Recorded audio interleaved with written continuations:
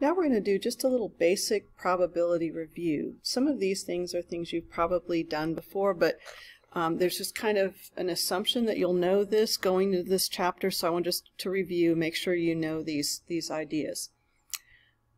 Number one, what is the probability of tossing a coin 3 times and getting 3 heads?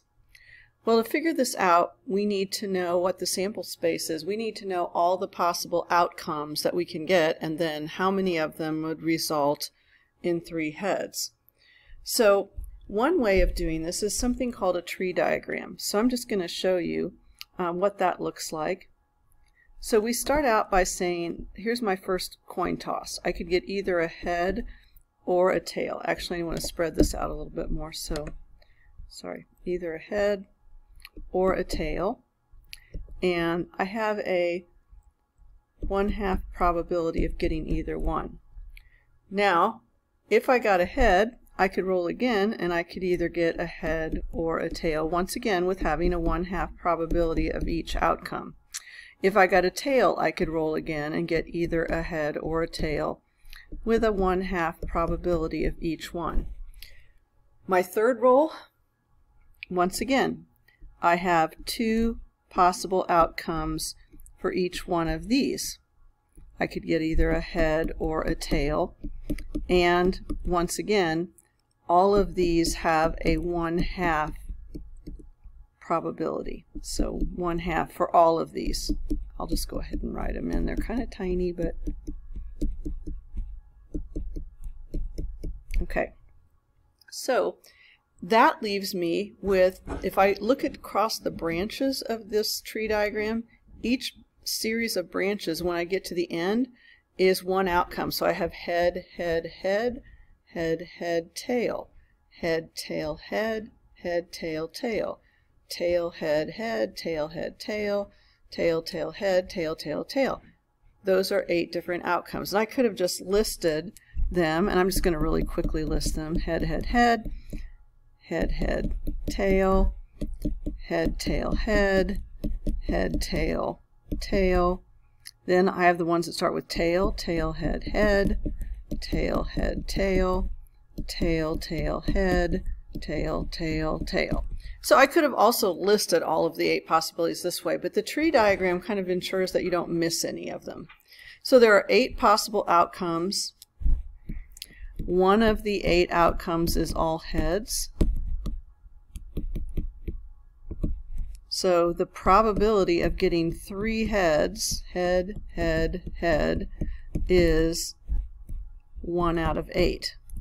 Now something else that I'm going to just bring up is that if I look at the probability of getting a head, and the probability of getting a head, and the probability of getting a head, the probability of getting all 3 is these 3 multiplied together.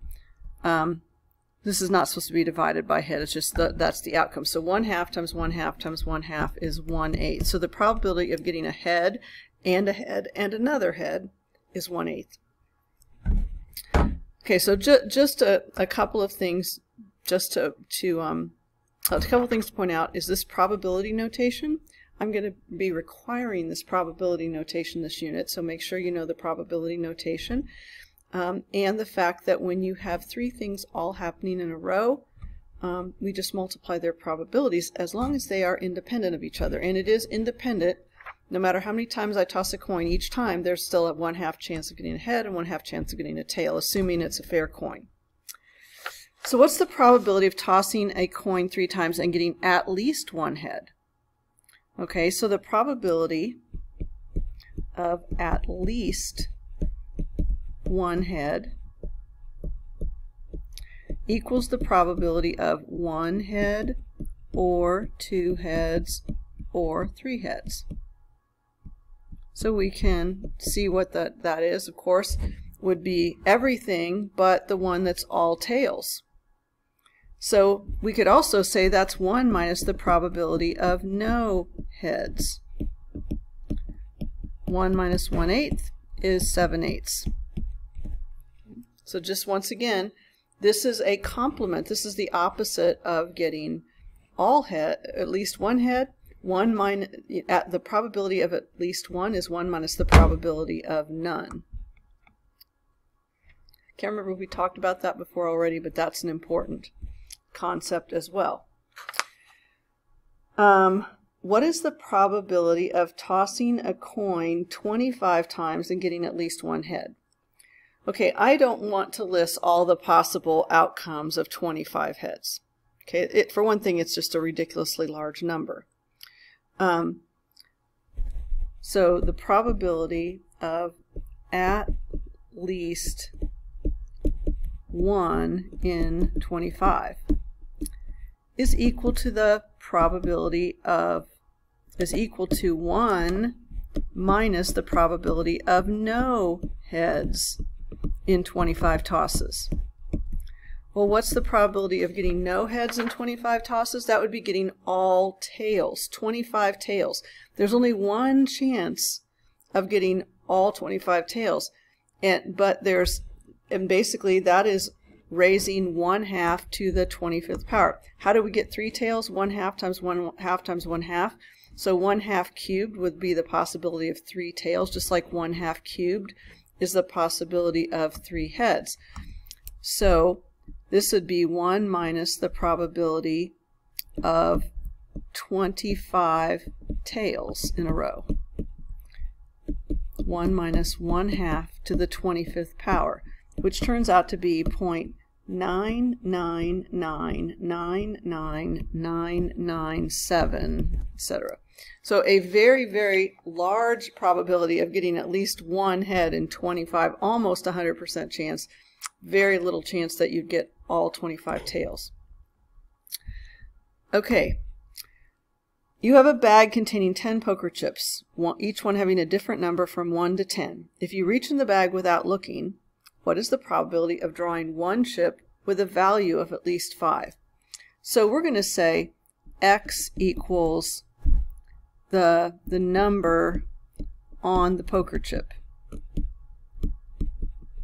That way I have some variable that I can use. So x equals the number on the poker chip.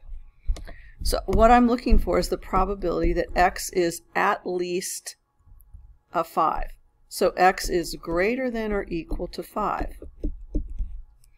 Well, we have an equally likely chance of getting any one of the numbers. So I'm saying the probability that I get a 5, a 6, a 7, 8, a 9, or a 10. That's 6 out of 10, or 0.6. We could also say that's a 60% chance. So once again, here's another thing about probability is I could write it as a fraction, I could write it as a decimal, I could write it as a percent. Generally, we only leave it in fraction form if it's a nice fraction, like we wouldn't say the probability is 11 out of 23. Usually we don't put that in fraction form. We would put that in decimal or percent form.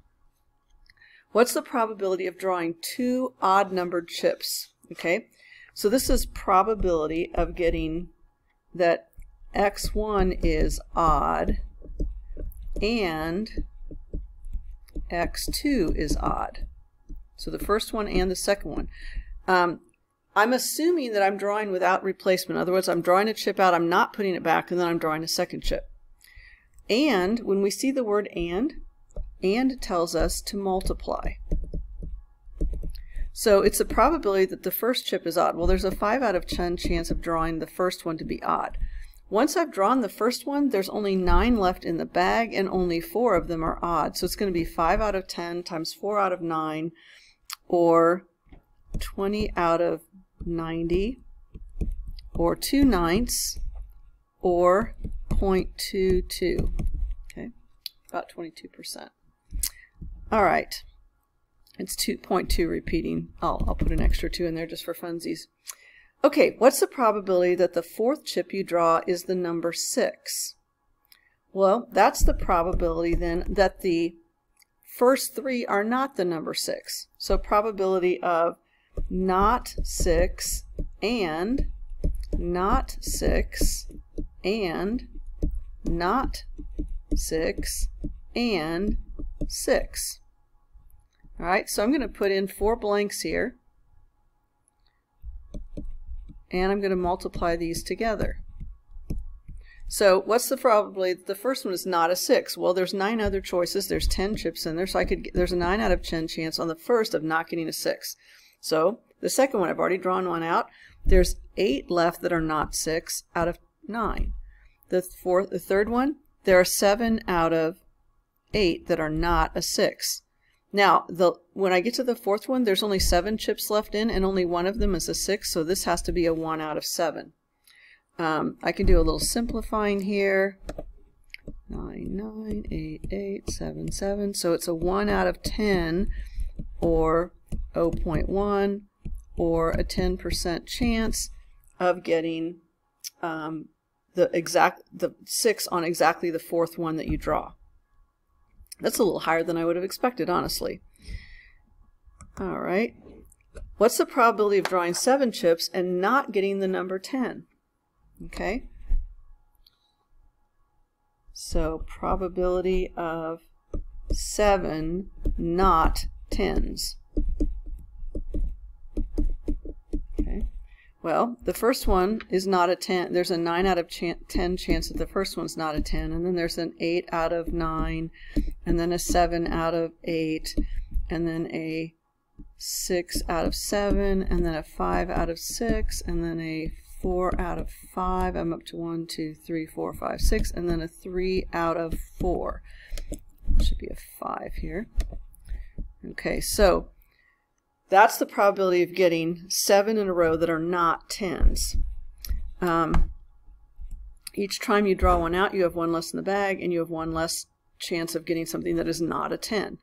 Once again, if I go through and divide out all the common numerators and denominators, I end up with a 3 out of 10, or 0.3, or a 30% chance. Okay, kind of interesting. And once again, a little higher than I would have expected to be able to draw 7 out of 10 and not get the number 10. Okay, I want to do one more. What's the probability of getting 1 odd and 1 even number in 2 draws? Getting 1 odd and 1 even in 2 draws. Okay, so here's the trick on this one.